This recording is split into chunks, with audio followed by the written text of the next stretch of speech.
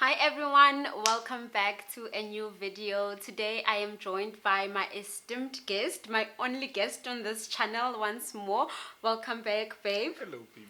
So today we are going to be talking about money, you guys, and the reason why we decided to do this video, it's kind of twofold. It's because one, we are currently in December times. It's time when people are spending money, people are enjoying their time, they are spoiling their friends and families, and we just want to kind of like shine some sort of a light in terms of how to best go about handling your finances, but also because we've had people ask us how we handle our finances as a married couple, and also just how we prepare for rainy days, because I think it was a video where we were talking about our lobola story, and we were saying that we first had to kind of like take care of my mom's side of things before we got to our own, and people were just wondering how did we make sure that basically how did we get the money to do everything, right? So we were like, okay, maybe let's just make a little video talking about how to go about budgeting, how to go about handling your finances. Not to say that we're gurus,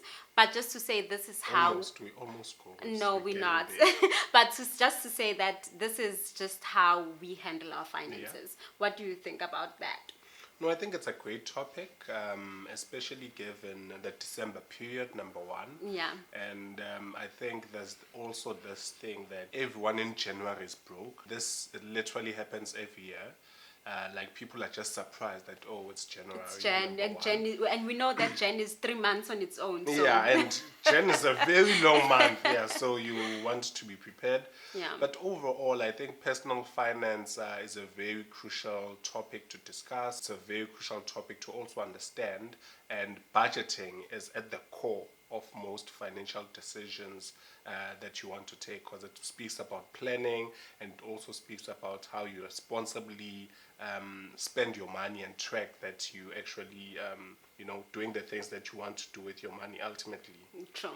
And with that, I just want to start by saying that we would actually like to take this opportunity and thank the sponsor for today's video, which is one of my absolute favorite companies that was ever invented, which is of course Skillshare. If you are new here, welcome, but we love Skillshare around here. I have spoken about Skillshare once more in I think a previous video or 2 videos back, but basically Skillshare is a platform where you can go and you can take any vast array of classes where you can learn about photography, videography. If you're creative, you can learn how to enhance your creative nature. If you want to learn about personal finances and how to better manage your finances, you can find classes like that on there. So basically it's just a platform where you can just go there and learn.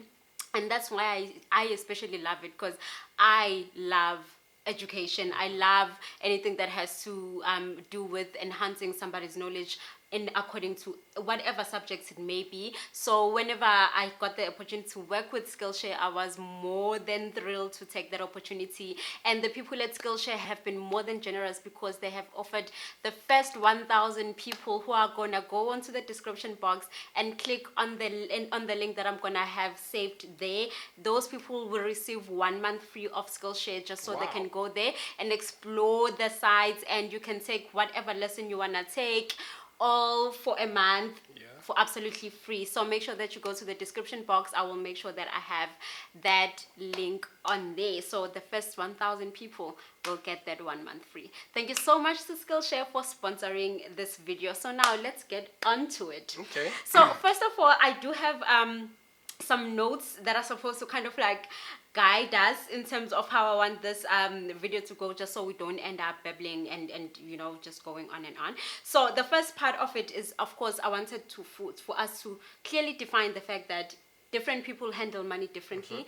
We all have a different relationship when it comes to money. And I think one of the first things that everybody has to do as an individual and together as a couple is to kind of like take that opportunity and sit down and reflect upon yourself to say, what kind of relationship do I have with money. And some of the relationships that people might have with money is you can be the spender, you can be the saver, the risk taker, the conservative. And I know that, I mean, just between us, within our relationship, within our marriage, I'm kind of in between the spender and the saver, because Saver? yes, yes. Okay. Are you saying I'm not a saver? I'm just I'm thinking. saying I'm a saver because I'm one of those people where I know this is, I'd say this is some sort of a trauma response to money, because there's a range of responses we have when it comes to money based on how we were brought up. And I know that from me, I come from a household that didn't have a lot of it. It was just enough for us to be sent to school, and it was enough for us to have food so that we can go to school, and that was it. We never really had money to that was just enough to go around and know what to do with it. And so when I started making my own money, I kind of wanted to make sure that whatever money I have, I don't let it go, kind of thing. So I kind of just I just wanna see money sitting in my bank account, kind of thing. Because I'm scared that what if it goes and then it doesn't come back. And that's something that I've really had to sit down and just be honest with myself and say, where is this fear coming from of me not wanting to let money go, of me not wanting to see it go? And I know that, the more you let it go, the more it comes back to you. So I've really had to kind of like do the work internally for me to get to the point of where I realize this is my relationship with money. What would you say your relationship with money is? Probably, I think more of on the risky side. Yeah. And I think that's mainly linked to my ambitions more than anything, right? There's a saying, you say it better, but I always say lazy money doesn't make any money. Yeah. And then you polish it into that slippery, slangy way. But yeah, so that's, I think, one of the core things that I believe in. And number two, as much as I say I have a risk appetite, it doesn't mean that I just throw myself in every risk. I usually assess my risks. Yeah. Hence, I have a research and development center where I sit for hours just to make notes and trying to look at different opportunities. And yeah, I guess for me, that's just in line with the lifestyle that I want us to have. Yeah. And recognizing that if we're gonna be taking comfortable bets, achieving that lifestyle won't be, it's going to take us a very long time. Whereas if there's an opportunity and we see that there's a gap and it's justifiable, we should definitely go after it. Yeah, for sure. So I definitely, I'm more on the conservative side when it comes to taking risks with investments and whatsoever, and that's why I think we kind of balance each other very well there, because the more I'm like, no, let's save it, the more he's like, okay, maybe let's take time and actually do 1, 2, and 3 with it, and not just have it sitting there, right? And I'd say within the two of us, I'm definitely also the spender, because Sebo never buys anything. He's just one of those people. If he buys something, he's most probably buying it for me, or he's buying it for the household. He doesn't buy things for himself just I literally have to kind of like go on and force him sometimes, to be like, hey, buy yourself new shoes. Or I have to be like, I'm dragging you to the mall, I'm going to buy you something like this today, because you don't buy it yourself. It's a very simple thing for me. I have 2 columns. I think, was it life orientation? Can't remember which high school subject it was. Yeah. Where you have needs and wants. Yeah. Right? If something is a want, I ignore it. If something is a need, I buy it. But but the thing is, how can you be a person who doesn't have wants? That's the thing. No, that's the mistake. I do have wants, but I'm like, pack one side. But you can't pack them all the time, right? And that's why I come in and end up forcing you to buy something, because you'll always pack it on the side, type of thing. Yeah, that's because I don't really need it. That's the thing. So that's why I'll never win this one. It's a very simple thing: needs versus wants. And for you, then it's completely different. Yeah, but for me, it's needs and wants strictly. I balance it. I balance the needs and the wants. Okay. But with that, I just wanted you guys to just start there, right? So whenever you want to go into this, how do I how do I want to handle my money, or before you even go to Skillshare and learn about money and take a class, start by actually recognizing your relationship the type with of it, person you are. the type of person you are with it, and also maybe as a couple as well, if you are married or in a relationship, and say, how do we handle money together, right? Like, what are our habits when it comes to finances? Because I mean, one of the things that I think would be very, very dangerous in a relationship is if there are two people who are both spenders. Yeah. You know, I think that could be one of those things that could be a huge recipe for disaster. So it's very, I think it's very important and very healthy to have financial conversations early on in relationships before you proceed further to say, this is how this person handles money, and am I okay with that? Is that something I can live with? Other than finding out once you're married and say, okay, what do I do now? Right, so we're now gonna just move on and talk about the art of budgeting, because I think that's the part that he's really kind of he's really kind of passionate about that, and I think he does a very great job. You do a very great job with that in terms of making sure that we manage our budget very tight. He always says we manage costs tightly. It doesn't matter But she whether never does. it doesn't matter whether there is money or there is no money. We just have to manage costs tightly. That is just something that we always say. But with that, you're gonna see how we kind of like do that and why we actually say manage costs tightly. And he's gonna talk us through how our actual budget looks like and how he kind of goes about managing that on a daily basis. Okay, perfect. So before I start with this segment, I need to blow my own horn as the group chief financial officer of this house, and the accountants will know. You know, when we look at monies or accountings, we have to have GAAP, which are the general accounting principles that you need to apply, as well as the international financial reporting standards, right? So coming into the budgeting, just joking guys, coming into the budgeting, I think the very important thing, especially for couples, right? Because when you are just yourself, it's a relatively easy process.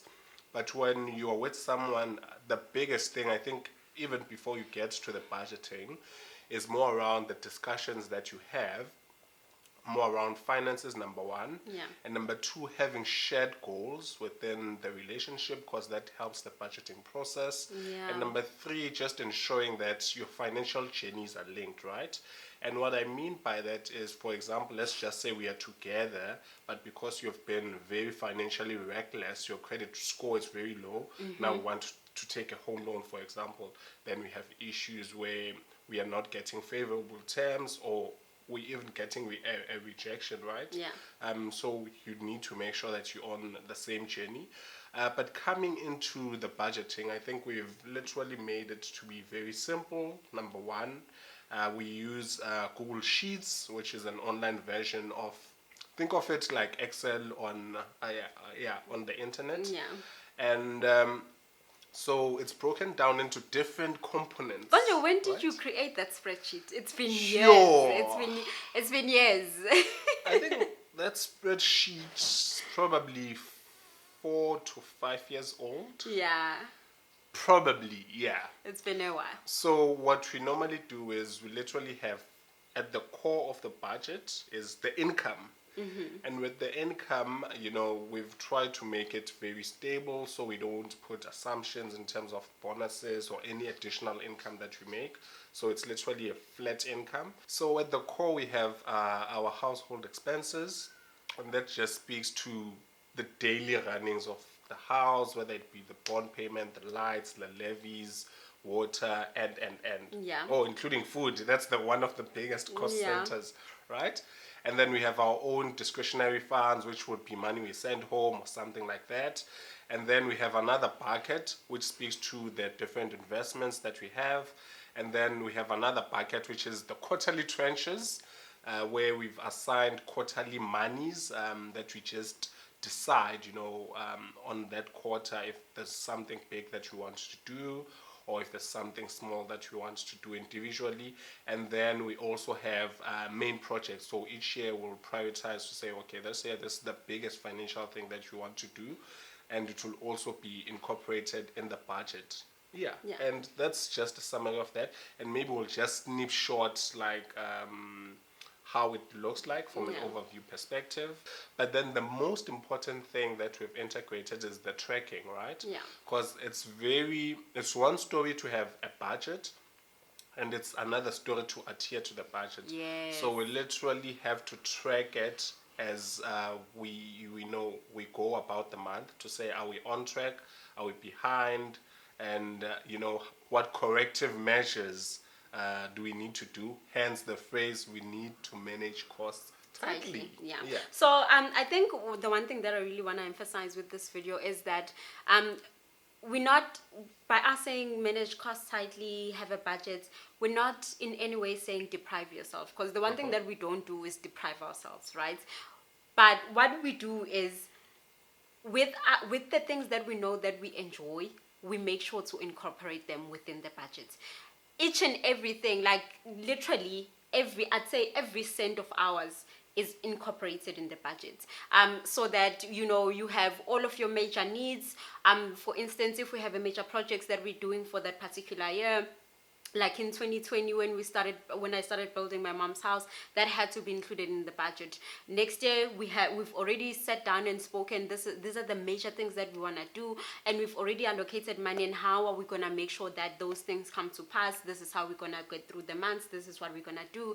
So basically the process of us having a budget begins the year before the year coming begins, right? For 2023 we've already had the discussion to say this is how these are the bigger things that we'd like to do, and so then we say, with these bigger things that we'd like to do, how do we then make sure that the month-to-month things, the day-to-day household things, how do we then reshuffle them, and how to make the money available. This is what we get rid of, this is what we do, and all of those things.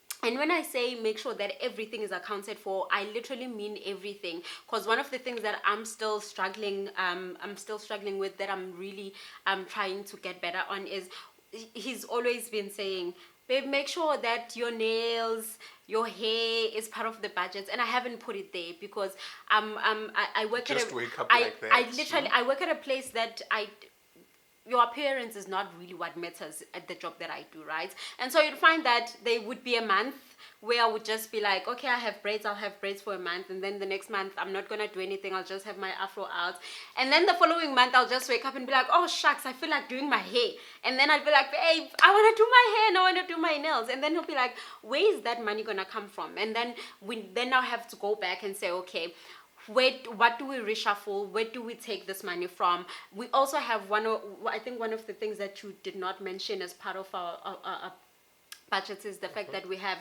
an item that we call miscellaneous. So miscellaneous is basically money that we've put aside to do any other thing that we'd like to do. If I want to go do my nails, it will come from that money because it's not part of the budget.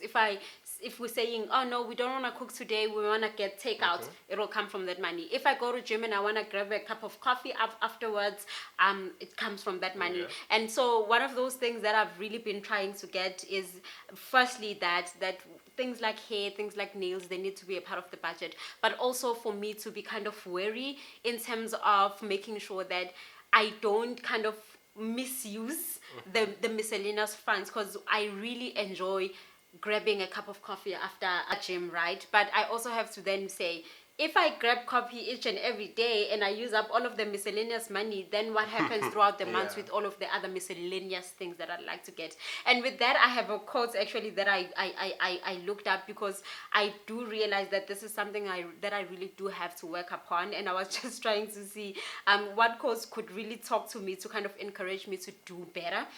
And the quote that I got was, beware of the little expenses. Even a small leak will sink a great ship. And so with that, I was just like, you know what, this is really kind of dangerous, because once we reached that level of saying, oh no, it's only the 20th and I've already used all of the miscellaneous money, then he has to now kind of go back and sit with the spreadsheet and say, how do I reconfigure the spreadsheet, where do I take, where do I reduce, and all of those things. And so I just literally have to do better. So would you say that I do? Yeah. I'm not disputing that. Would you say that there is something else that you'd like for us to improve upon in terms of our budgeting and financial handling? Yeah, managing costs tightly. I don't feel like we manage costs tightly because number one, like you said, we still have things that we haven't budgeted for. Yeah. And yeah, so that would be one. Number two is probably automating the processes, right? Because there are these now new apps which would make it easier. So I think that would naturally be the next step to say, how do we integrate all our budgeting tools so that I don't need to constantly update it? Because he literally goes onto that spreadsheet each and every day. Huh? Yeah, I'm like he looks at it and go. updates it each and every day just to make sure that we're still on track. Yeah, and probably the thing is I don't have time. Maybe I'll make it more fancier, put in charts, put in projections versus forecast, and all those fancy things just to give it more. But what we have right now works. It works. That's the thing. Works very well. It works very well. And I think one of the things that I'll also say is the fact that, especially for a couple of people who, if you're in a serious relationship, that your finances overlap, is the fact that one of you has to be the disciplinarian. One of you has to take that role. And one of you has to be the spender. No, well, Okay. if there is a disciplinarian, that means there is somebody else spending it, right? But what I'm saying is one of you has to take that role, and that's why I was saying earlier on that I think two people in a relationship and both of them are spenders, it's very dangerous, right? Yeah. It's very dangerous. One of you has to take that point to say, hey, you saying you want an LV bag, where is that money coming from? Or you say you want another cup of coffee, where is that money coming from? So you need that person that's literally gonna sit and say, hey, and call you out and say, no, you've overused on food for the month, you've overused on miscellaneous for the month, you can't go and buy coffee anymore. Then, and also as a person who's gonna be receiving that, you need to be okay, because I think one of the things that we tend to do is hold things against our spouses, our partners, whenever they call us out and be like, oh, why are you doing this? But if that's the way that he's serving your household, you need to be okay with accepting the feedback that they're gonna be giving you as the disciplinarian, right? To say, no, yeah, I do realize that actually I have overspent on eating out, or I have overspent on buying clothes for the month, or whatever the case may be, because it's for the greater good of your relationship and for your household. You've summed up nicely. Now you need to implement it. I need to see it. I literally feel though that it's literally just those two things that I really still you're not the hair and the nails. I would literally sleep and I'll wake up and I'll be like, today today is the day. And then he must go and shame and sit and say, okay, where is this money coming from, and moves this and there and has to make that money available. So I really do need to get better at that. Cool. Is there anything else further, baby, that you want to add? Just a disclaimer, because there's a tendency that whenever we do these money-related videos, people will sneak in. Hey, Ndoda, hey, how are you? Hey, Cooks. Ella, ask Namat. No, we don't have it, you guys. We don't have it. All the money that we have is the money we budgeted for. We don't have any more other than what we have. Okay? And that speaks to that same thing, when someone borrows money from you, and then they see you doing something for yourself, and they're like, how you said Namat? That simply means I'm not money for you, but I have money for myself. Because I've put it in my budget. It's planned for. Yeah. So yeah, you guys, that's literally just what we wanted to share, and I really do hope that you kind of learned something, or if you have something that you're doing differently, either as an individual or as a couple, we're more than happy to kind of learn from other people as well. And that's why we love places like Skillshare, where we can get further information and learn further from those people. people, you know. So yeah, I think that is all we wanted to share. Do not forget, Skillshare is offering the first 1,000 people that are gonna use the link below in the description box 1 month free trial on their platform to take whatever class that they would like to take to improve upon their lives. And with that said, thank you so much for watching once more, you guys. I just want to wish you guys a very, very Merry Christmas that's to come, a very Happy New Year. Enjoy the holidays, be safe, and spend wisely. Any last words, Papa? What is that? I'm trying to What act is as that? a very profound financial guru, wishing them luck for the first two. So that's what Can't I'm you saying. just say it? I can't. Anyway, you guys, we'll see you all on the next video. Thanks so much for watching. Bye, guys.